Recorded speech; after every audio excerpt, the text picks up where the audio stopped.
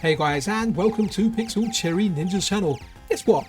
We have Life Force, the NES game. It is now available as a SNES port with an excellent MSU-1 soundtrack. Now, the NES game has been ported over to the SNES, and a lot of people would say, why do you need to port a NES game over to the SNES? Well, the reason is it can use the SNES. It can use the Super Nintendo's horsepower. So first of all, one thing that you're going to notice is there's no flickering of any kind, something that the NES was renowned for. It completely gets rid of that. Then we've got the excellent MSU soundtrack. We can add a whole heap of other stuff like filters and other quality of life improvements. In fact, let's have a look at the menu and let's have a look at the options it offers. So before we go further in, guys, if you're not subscribed to the channel, then a subscription and a like is super duper appreciated. And let's really dive into this. This is such an awesome experience.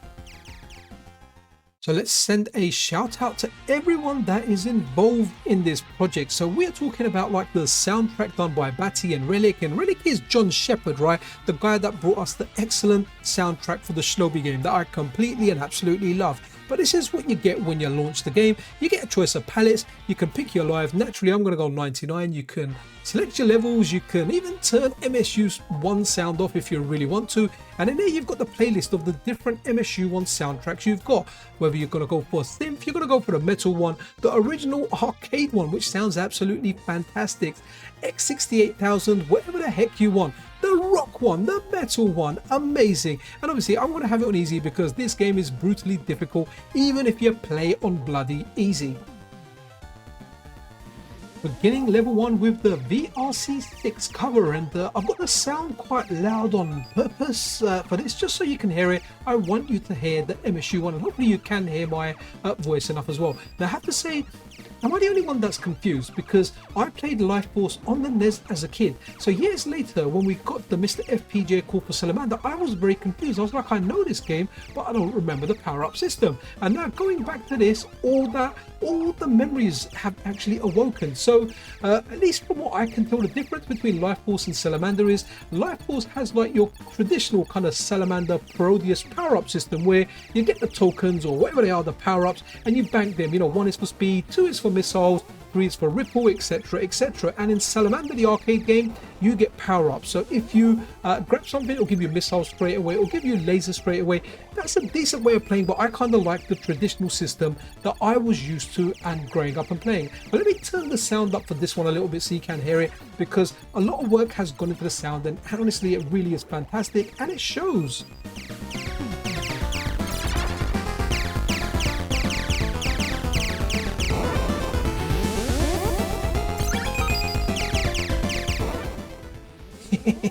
Okay, I die a lot in this, but hey, I got 99 lives, and it doesn't have like checkpoint respawns, man. You respawn instantly, and that's kind of good. And be aware of the walls, guys. I crash into the walls a lot. And a great thing about the level select is after I finished the first level, I didn't wait until I got to the second. You know what I did? I just reset it and I selected level 2 and I went for that rock soundtrack. So let me turn it up a bit so you guys can hear it and you guys can appreciate the rock and roll, baby.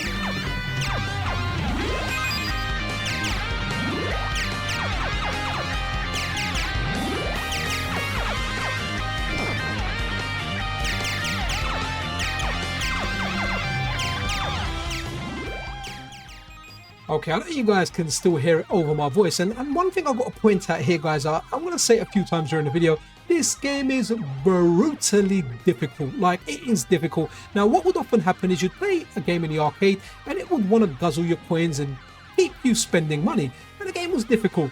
You'd get the home version, which was slightly easier. Not the case with this game. It is difficult arcade, and it is difficult home. Like I say, this game is brutally difficult. You know, when we've got this U-shaped fire coming, it just gets you, man. I don't know if you're good at the game, you'll know it and you'll dodge it. I'm just not that good. But guys, it's amazing. But one thing I like about this, it really does feel like the arcade game, because when we get the bosses look big, they look brutal, and it just looks superb. You know that part here where the firewalls are at the top and at the bottom, and you're escaping it, and you know that you are in for a boss. Now what I've run over here is I've actually run the PVM filter. I'm not sure how good it's looking via YouTube. You know, is YouTube going to do it justice? Because whenever I use a filter or a palette of any kind, it always compresses it and ruins the image. I'm really hoping you can see like what I'm seeing when I'm doing this. But in the meantime, let me turn the sound up so you can hear that dragon chucking out the fire with the soundtrack that's here.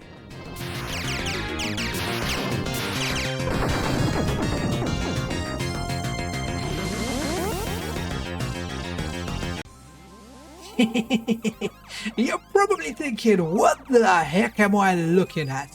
Right now I've chosen the Apple II palette, and I'm not sure if I'm mistaken, but the power-ups that I'm picking up look slightly different, and I've put that together with the X68000 soundtrack. So if you're familiar with that, we've now got that on the NES version of the game that's running on the SNES with an MSU soundtrack that's giving us the sound from the X68000. I mean, there's layers upon layers here, guys. Let me turn the soundtrack up a bit so you guys can hear it and appreciate it, and do let me know what you think of these visuals. I never had an Apple II, it doesn't mean anything to me, but it looks so messed up, I just wanted to run it.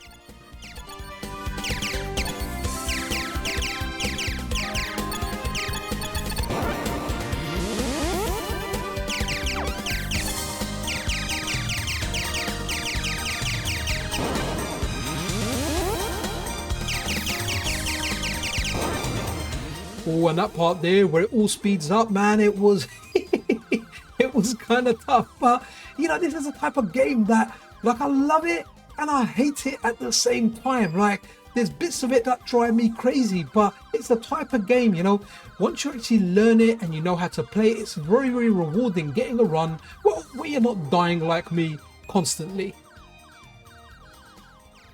I like this part of the level as well. Now we're still using the Apple palette because that's what I've done this level in, but we're going over some kind of rip page. But what I really like there, those things, I don't know whether they look like prawns or croissants that are squashed a little bit. Either way, it looks like there's some food that's kind of flicking down at us. Love those diagonal lasers. Honestly, it just feels absolutely great. Now, I should really be focusing on avoiding and not firing here, but hey, that's my jam. And what's really super here, check out this boss, man, and it's just so amazing. Like, even without this being on SNES, this is an amazing NES game. I mean, look at that. You get to fight some kind of, I don't know what it is, whether that's an android, whether it's a robot, some kind of skull.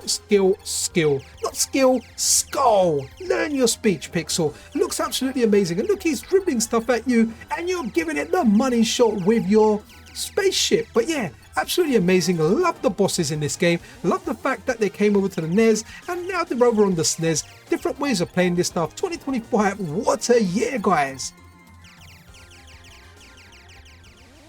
So this time for level 5. Now there's 6 levels in this game, or at least 6 levels that you can pick. I didn't do the last level because I don't want to show you the complete game. You know, if you're going to play it, I want to at least leave the last level for you guys to have a look at. Yes, I'm dying a lot. Level 5 is difficult, and these normal kind of enemies that you get, where you get like your power-ups from, they're just firing at you, and now they're firing bullets at you, which are coming at you fast, right?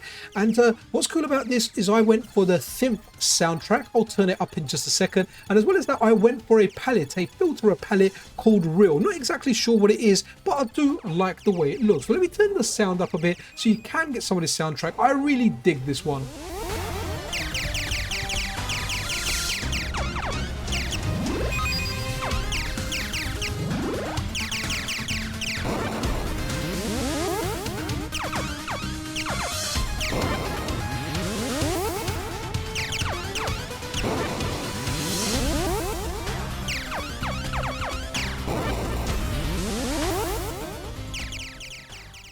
And with this, guys, we come to the end of this video. Like I said, it's brutal. I'm dying it a lot. Like, it got to a point where I was just like, you know what, I don't care.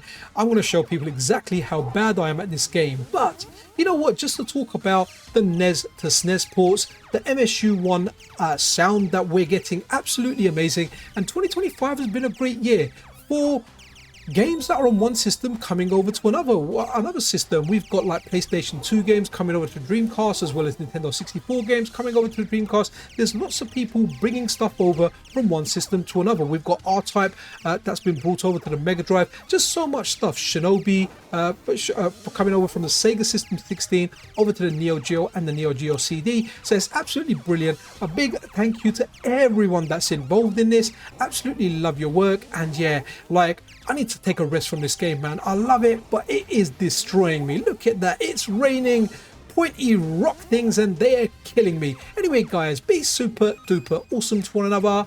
If you're not subscribed, then a subscription and a like is always super duper appreciated. This is Pixel Cherry Ninja out.